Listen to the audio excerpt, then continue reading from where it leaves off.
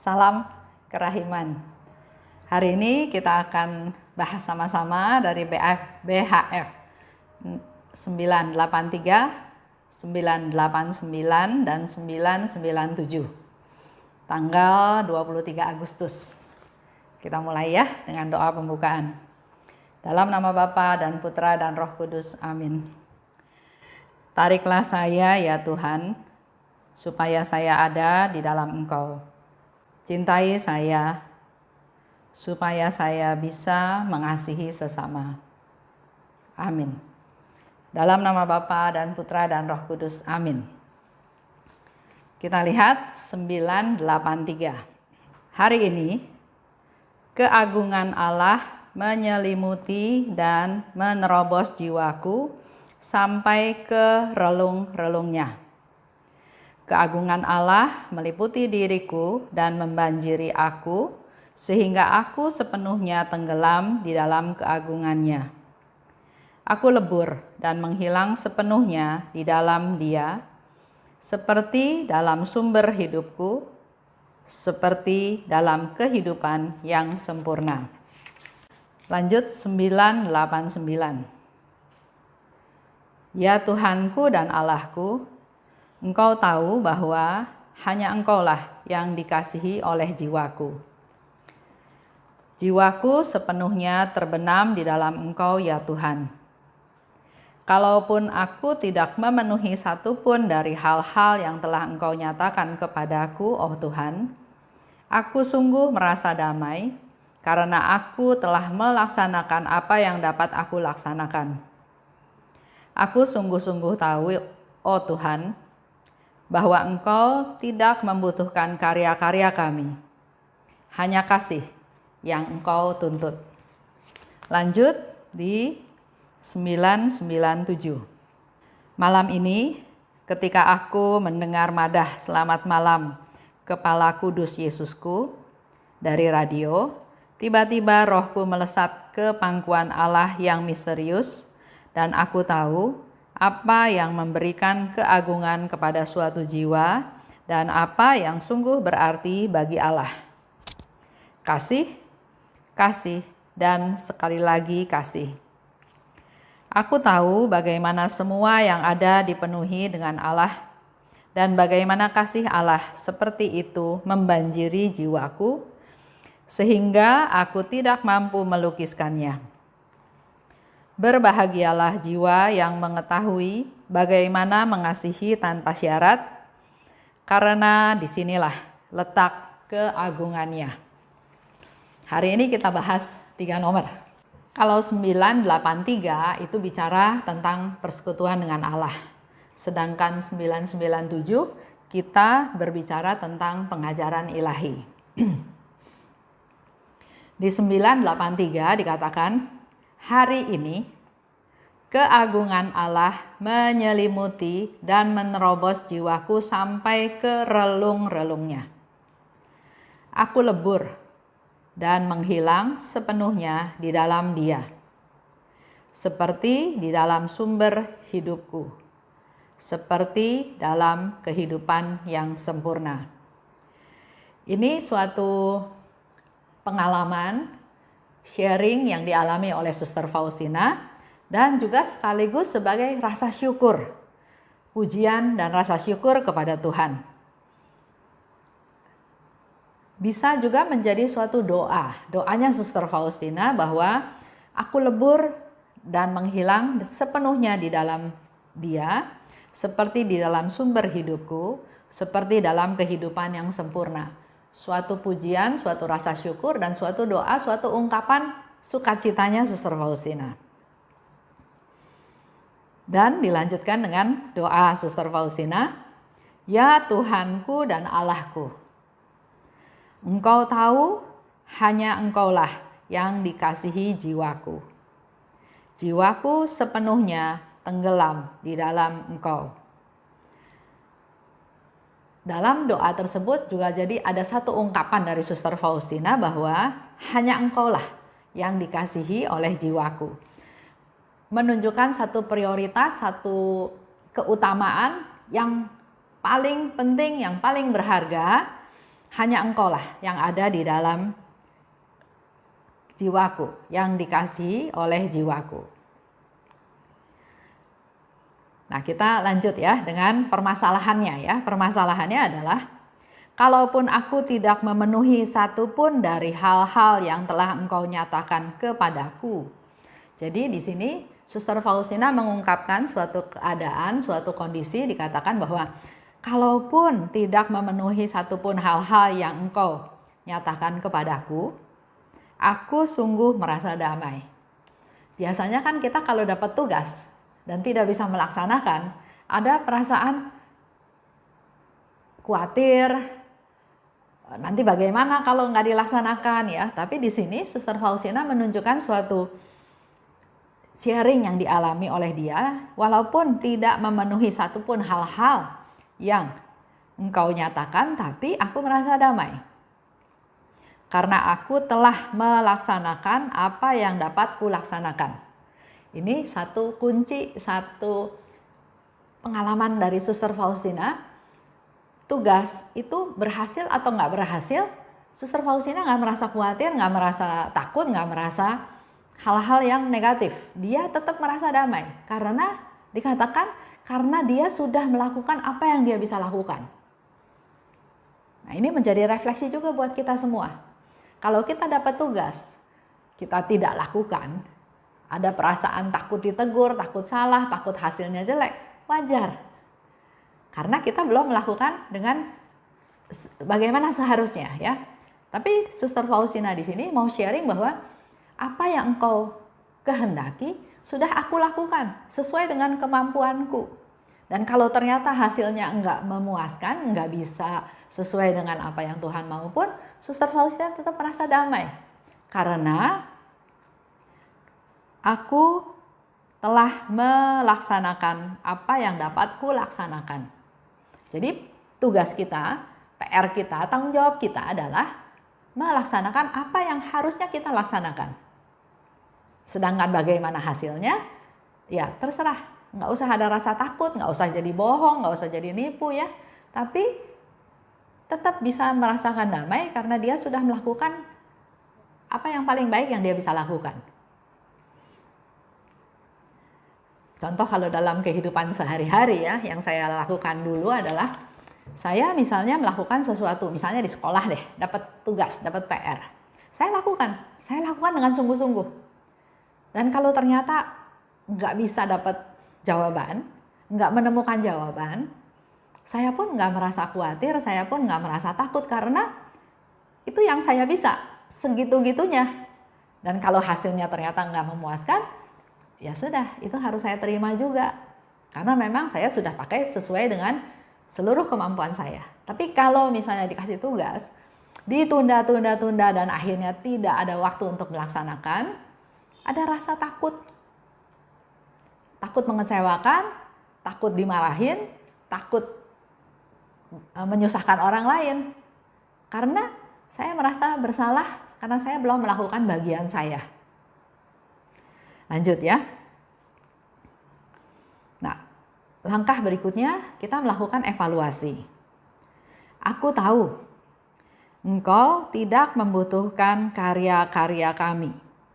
Hanya kasih yang engkau tuntut. Jadi dari keseluruhan cerita ini kita bisa menangkap beberapa poin tadi ya. Pertama, kita bersyukur. Kedua, kita berdoa. Ketiga, kita mengevaluasi. Sebelum mengevaluasi, kita menggali ada permasalahan apa. Dan kemudian kita evaluasi dari apa yang sudah kita lakukan. Ternyata di sini Suster Faustina juga memberikan satu konfirmasi bahwa engkau tidak membutuhkan karya-karya kami. Jadi apa yang kita lakukan, pelayanan kita, perbuatan kita, aktivitas kita, sebetulnya bukan itu yang Tuhan mau. Yang Tuhan tuntut adalah kasih. Kita melakukan segala hal itu dengan dasar kasih. Ya, itu yang dikatakan oleh Suster Faustina. Lanjut. Hanya kasih yang kau tuntut. Contoh ya, kita contoh. Sorry, saya banyak kasih contoh tentang suami istri. Karena banyak teman-teman yang sharing, yang bercerita permasalahannya di dalam keluarga mereka. Dan banyak juga cerita tentang perselingkuhan. Jadi itulah banyak cerita sharing yang saya bagikan kepada Bapak Ibu semuanya. Ini juga sama. Suami istri ya. Suaminya awalnya biasa-biasa saja.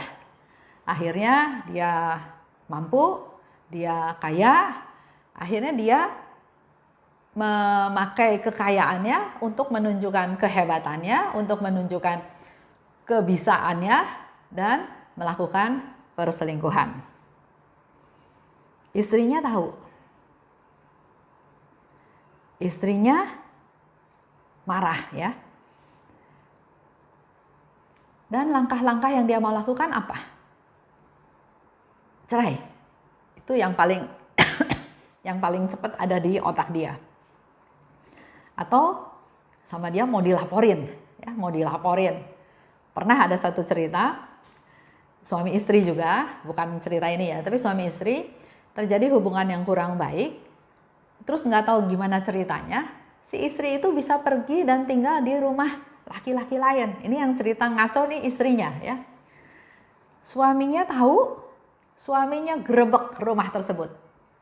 Dan memang di situ ada istrinya tinggal sama laki-laki itu. Waktu digerebek sama polisi juga. Si suami yang lapor ini katakan bahwa itu istri saya. Istrinya bilang enggak. Saya udah bukan istrinya dia. Polisi juga bingung kan, tapi dia nggak kehilangan akal. Dia bilang minta KTP. Nah dari KTP kelihatan yang mana suaminya, yang mana bukan suaminya. Karena di KTP tersebut jelas-jelas alamat mereka masih sama.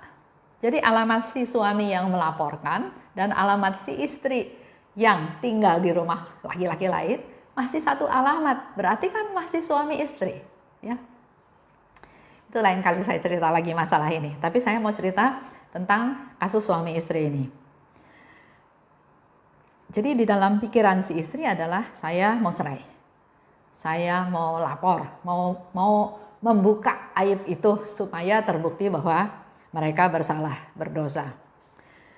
Itu sesaat ya. Tapi dia berdoa, dia menumpahkan segala keluh kesahnya kepada Tuhan. Dan Tuhan sepertinya memberikan suatu pencerahan. Sehingga dia sepertinya dibawa ke pengalaman-pengalaman beberapa tahun yang lalu di mana masa bahagia. Di mana masa suami itu sangat sayang, sangat memperhatikan istrinya. Menjaga, melayani, memelihara, bahkan si suami ini juga hormat kepada mertuanya. Nah, dari pengalaman tersebut, dia terus melihat juga satu gambaran tentang anak-anak. Kalau saya cerai, bagaimana dengan anak-anak? Nanti anak-anak jadi nggak punya ayah. Nanti di sekolah digosipin bahwa orang tuanya bercerai. Dia dapat lagi satu gambaran tentang janji pernikahan.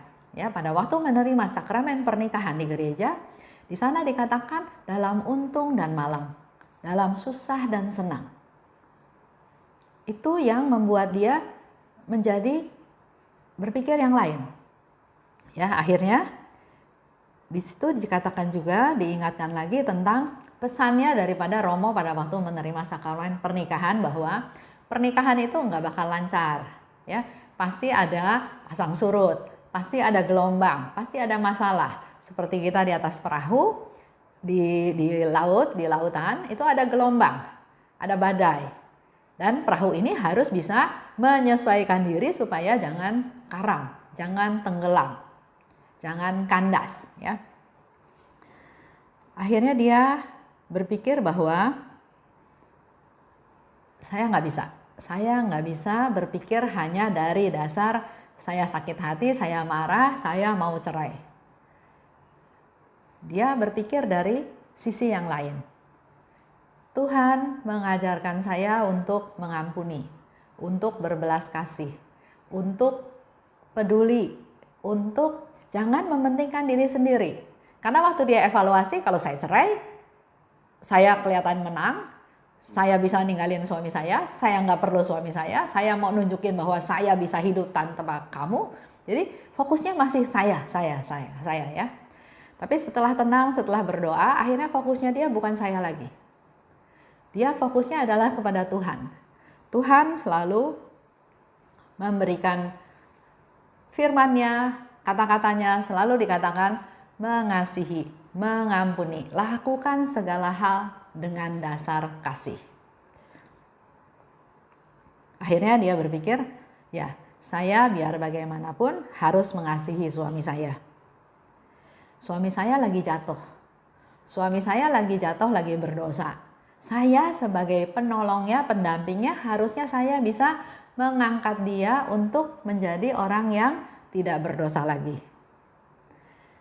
Dan saya juga berpikir, kalau dia melakukan perselingkuhan dengan perempuan itu, dia juga berpikir sebetulnya si perempuan itu juga jadi korban.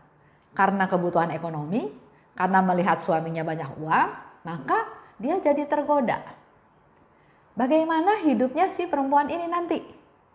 Kalau ternyata sudah bosan dengan yang si perempuan ini, dia akan lari ke perempuan-perempuan yang lain. Jadi dalam hal ini, dia enggak menyalahkan si perempuan ini. Dia malah ikut prihatin, ikut merasa kasihan dengan nasibnya si perempuan ini. Dia tetap semuanya dia bergumul dalam doa, ya. Di dalam doa dia ungkapkan semua kesedihannya, kesusahannya. Dan selalu terngiang-ngiang apa yang dikatakan oleh Tuhan. Engkau harus mengasihi, engkau harus mengampuni suami kamu. Ampuni suami kamu 70 kali 7 kali. Dampingi suami kamu, kasihani dia. Tarik dia supaya tidak menjadi berdosa lagi. Dan itu terus menerus dia dengar, ya, terngiang-ngiang. Akhirnya dia mengambil satu sikap. Dia panggil perempuan itu. Dia katakan, ya, dari hati ke hati, ya. Saya bilang sih ini perempuan luar biasa, ya. Tapi dia panggil perempuan itu, terus dia katakan bahwa saya justru kasihan sama kamu. Kamu tuh juga korban. Walaupun dia tahu bahwa suaminya itu tergoda oleh si perempuan ini, ya. Tapi dia baik, dia bicara dengan sangat baik, dia bilang, kamu tuh korban. Kalau kamu jalan sama suami saya, kalau kamu sampai menikah sama suami saya, kalau kamu tahu suami saya model seperti itu, suatu hari kamu juga akan ditinggalin sama dia. Kamu juga korban jadinya. Itu yang pertama. Yang kedua, dia katakan juga bahwa kamu jangan merasa bahwa kalau kamu bisa dapat suami saya, kamu menang. Belum tentu. Belum tentu yang mendapatkan itu akan menjadi pemenang. Sebaliknya, saya yang kehilangan, belum tentu saya yang kalah. Tapi kehidupan itu ya seperti itu. Ada godaan, ada orang melihat bahwa di luar itu jauh lebih bagus. Tapi dalam kehidupan sehari-hari, apa yang saya alami, suatu hari kamu juga akan alami. Jadi lebih baik sebelum kamu nanti hidup kamu sia-sia, hidup kamu rusak, lebih baik kamu jangan cari suami saya lagi. Saya ampuni kamu, saya maafkan kamu, bahkan saya kasihan sama kamu. Dalam suatu proses itu ternyata dengan belas kasih, dengan mengasihi, dengan mengampuni, dengan kuasa dari Tuhan, karena dia sudah berdoa dulu, ternyata percakapan itu membawa hasil di mana si perempuan itu akhirnya menjadi sadar. Sadar bahwa dia salah. Setelah beres dengan perempuan itu, barulah dia ngomong sama suaminya. Karena suaminya juga tahu. Perempuan itu cerita sama suaminya bahwa istri kamu datang cari saya. Wah, dia udah bayangin. Istrinya pasti marah-marah. Istrinya pasti mungkin malah mukul si perempuan itu dan sebagainya dan sebagainya. Tapi ternyata perempuan itu bilang, saya salah. Saya goda kamu. Dan suaminya akhirnya juga minta maaf, minta ampun sama istrinya karena dia akhirnya sadar bahwa dia melakukan kesalahan. Itu satu proses di mana kasih itu luar biasa kekuatannya. Ya. Kalau kita dengar biasa-biasa orang ribut, kan ribut dulu. Ungkapin dulu semua kekesalannya, kemarahannya ya. Tapi akhirnya mereka saling mengasihi, mereka saling menyakiti. Tapi perempuan ini begitu hebat, dia berdoa pada Tuhan, mengandalkan Tuhan, dia cari Tuhan dan Tuhan memberikan satu flashback cerita-cerita masa lalunya dan akhirnya dia ingat akan janjinya dia di sakramen pernikahan. Dan dia minta rahmat dari Tuhan supaya diberi kasih sehingga dia mampu berkata kepada perempuan itu dan kepada suaminya dengan dasar kasih. Ada pengorbanan? Ada. Pasti. Karena kalau kita mengasihi, kita berkorban. Kita memberi, kita berkorban. Dan kasih yang benar-benar mengasihi adalah kasih yang kita merasakan pengorbanan. Ada yang kehilangan, ada yang ya sakit ya dalam tanda kutip. Tapi itulah kasih yang sejati. Lanjut ya. Dikatakan oleh Suster Faustina, malam ini ketika mendengar madah selamat malam kepada Kepala Kudus Yesusku, tiba-tiba rohku melesat ke pangkuan Allah. Apa yang sungguh berarti bagi Allah? Kasih. Kasih dan sekali lagi kasih.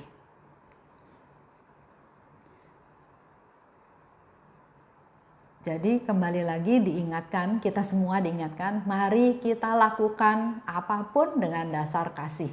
Karena di sini dikatakan yang sungguh berarti untuk Allah adalah kasih. Jadi kalau kita melakukan perbuatan baik, berbagi, bermurah hati, tapi bukan dasarnya kasih, maka mari dari sekarang kita berpikir dasarnya kasih. Apapun yang mau kita lakukan dengan dasar kasih. Bahkan dalam menegur pun, kalau dasarnya kasih, tetap hasilnya pasti lebih baik. Lanjut ya. Dikatakan lebih lanjut, berbahagialah jiwa yang mengetahui bagaimana mengasihi tanpa syarat. Karena disinilah letak keagungannya. Ini menjadi satu masukan juga buat kita semua ya. Berbahagialah jiwa yang mengetahui bagaimana mengasihi tanpa syarat. Sering kita ya mengasihi, memberi, memperhatikan, peduli tapi dengan syarat. Saya mengasihi dia karena dia baik sama saya. Saya mengasihi dia karena dia saudara saya. Saya mengasihi dia karena dia pernah menolong saya. Jadi ada syaratnya dalam tanda kutip. Nah, kita mari belajar dengan melaksanakan kasih yang tanpa syarat. Karena disinilah letak keagungannya. Keagungannya terletak pada perbuatan kasih yang tanpa syarat. Tentang kasih yang tanpa syarat, ini ada contoh ya. Misalnya seorang ibu yang sedang mengandung. Dia nggak tahu bagaimana nanti anaknya. Apakah berbakti, apakah menolong dia, apakah jadi kebanggaan orang tua, atau bahkan mungkin menyusahkan orang tua. Si ibu nggak tahu bagaimana anaknya nanti ya, tapi apa yang dilakukan adalah dia mengasihi bayi tersebut, kandungan tersebut tanpa syarat. Dia berusaha makan makanan yang bergizi walaupun mungkin dia nggak suka, mungkin sampai muntah-muntah, tapi dia makan lagi, dia coba makan lagi supaya bayinya sehat. Atau dia melakukan apapun, berkorban apapun, yang penting asal bayinya sehat, anaknya sehat. Itu kasih yang tanpa syarat. Ya. Bisa juga cerita satu hal lain. Kita belajar dari Santo Maximilian Kolbe. Ya. Maximilian Kolbe ini adalah seorang Romo, seorang pastor yang waktu zaman Nazi ya menguasai Polandia, dia termasuk yang ditangkap dan masuk ke camp Jerman ya, ke Auschwitz, di sana di Polandia. Hukumannya, penderitaannya, segala macam permasalahan ada di sana ya. Orang-orang itu disiksa. Orang Jerman itu mau tahu kalau orang nggak dikasih makan itu berapa hari dia bisa bertahan. Jadi sama dia ada kelompok orang yang sengaja tidak dikasih makan untuk tahu dia bisa bertahan berapa hari. Ya, ada juga yang sengaja dinaikin ke pesawat, dibiarin meledak dan dia mau hitung juga dalam hitungan berapa detik, berapa lama orang itu masih bisa hidup. Juga banyak eksperimen, pokoknya luar biasa jahat ya. Nah, pernah satu kali ada yang melarikan diri. Padahal di sana ya, waktu saya ke sana itu pagarnya aja 2 lapis.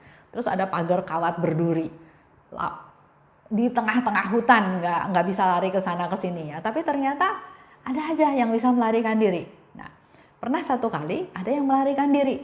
Nah, tentara Jermannya marah sekali, maka dia bilang 10 orang dia mau tangkap, dia mau hukum, mau dihukum mati untuk membuat orang-orang itu jerak.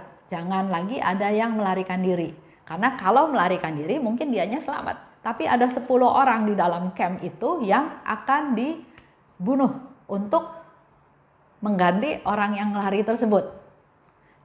Dipilihlah sama si tentara Jerman 10 orang. Ternyata ada satu bapak yang juga kepilih, yaitu pilihannya acak, asal sebut nama aja. Nah, ada satu bapak, ternyata dia termasuk yang dipilih yang akan dijatuhi hukuman mati.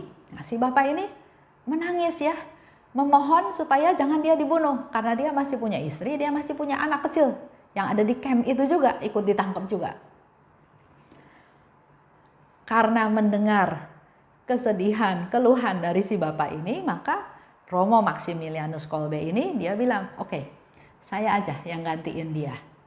Dia nggak kenal si bapak itu siapa, dia juga nggak tahu bapak itu benar apa nggak benar ya, tapi dalam hal ini Maximilianus Kolbe bilang, saya aja yang dihukum untuk menggantikan dia. Ini yang disebut kasih tanpa syarat. Dia mengasihi si bapak itu, sehingga dia rela berkorban, hilang nyawanya untuk membela si bapak itu. Buat tentara Jerman, oke aja, yang penting dia pilih 10 orang. Jadi Maximilianus Kolbe ini termasuk dari antara 10 orang yang dihukum gara-gara ada satu yang melarikan diri. Dan dia memang akhirnya dihukum, dia meninggal dan dia diangkat menjadi santo ya, Santo Maximilianus Kolbe. Itu sedikit cerita kasih yang tanpa syarat, benar-benar mengasihi, berkorban, kehilangan, mengalami penderitaan. Itu renungan hari ini. Jadi mari kita mulai hari ini melakukan segala sesuatu dengan dasar kasih. Karena itu yang menyenangkan Tuhan. Kita tutup ya dengan doa penutup. Dalam nama Bapa dan Putra dan Roh Kudus, amin. Allah Bapa yang maha baik, terima kasih atas rahmat-Mu pada hari ini. Kembali Engkau ingatkan kami bahwa hal yang menyenangkan Engkau adalah kasih. Kasih dan sekali lagi kasih. Mampukan kami Tuhan untuk menjadi orang-orang yang bisa mengasihi. Engkau curahkan rahmat-Mu, rahmat kasih-Mu kepada kami, sehingga kami juga dimampukan untuk bisa mengasihi sesama. Bukan hanya sekedar kasih, tapi mampukan kami juga Tuhan untuk bisa mengasihi tanpa syarat. Doakan kami Bunda Maria, anak-anak-Mu yang tetap berjuang untuk bisa melaksanakan apa yang Tuhan kehendaki, yaitu melakukan kasih yang tanpa syarat. Suster Faustina, doakanlah kami. Amin. Dalam nama Bapa dan Putra dan Roh Kudus, amin. Salam kerahiman.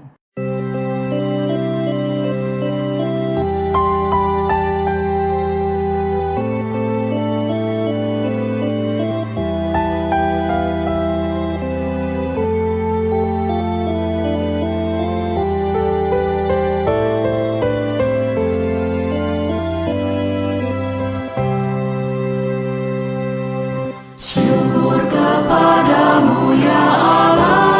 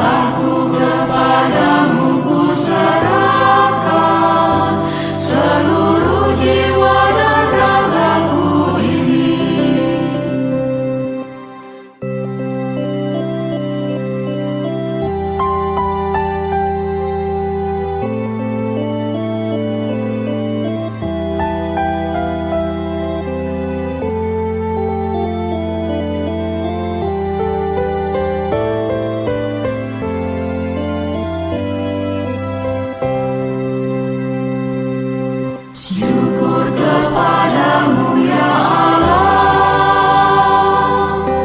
karena Engkau mengelilingi hidupku dengan perhatian-Mu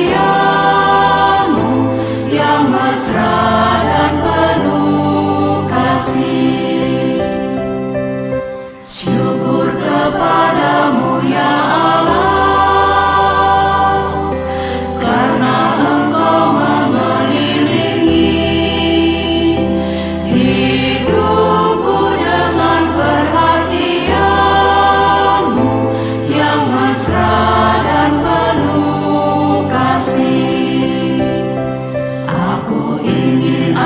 seluruh hidupku selalu menjadi ucapan syukur. Ya Allahku, kepadamu ku serahkan seluruh jiwa dan ragaku ini. Syukur kepadamu ya Allah, mengelilingi hidup